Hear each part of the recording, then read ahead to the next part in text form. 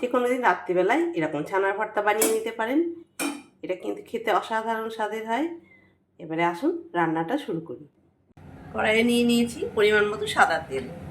রান্নাটা আমি সাদা তেলই করবো। কয়েক টুকরো দারচিনি আর লবঙ্গ, পেঁয়াজ কুচো, রসুন কুচো করে নিয়েছি, রসুন কুচি। পেঁয়াজের সঙ্গে রসুনটা ভালো করে ভেজে নেব। পেঁয়াজ রসুনটা ভালো মতো ভাজা হয়ে গেছে, দিয়ে দিচ্ছি টমেটো, লঙ্কা কুচি আর আদা কুচি। হলুদ কাশ্মীরি লঙ্কার গুঁড়োটা দিয়ে দিলাম, লবণ চিনিটা দিয়ে দিলাম, একটু মটরশুঁটি দিয়ে দিলাম, সামান্য একটু জল দিয়ে মশলাটা বানিয়ে নেব। এখানে আমি 1 লিটার দুধের লেবু দিয়ে ছানাটা কেটে নিয়েছি। মশলাটা দিয়ে খুব ভালো মতো তেল ছেড়ে গেছে।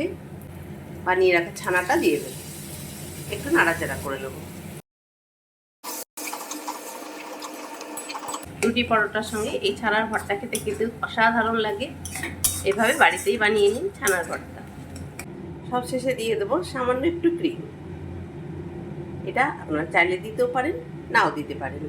আর একটু কসুরি মেথি আমি ভেজে রেখেছি, সেইটা একটু দিয়ে দিলাম।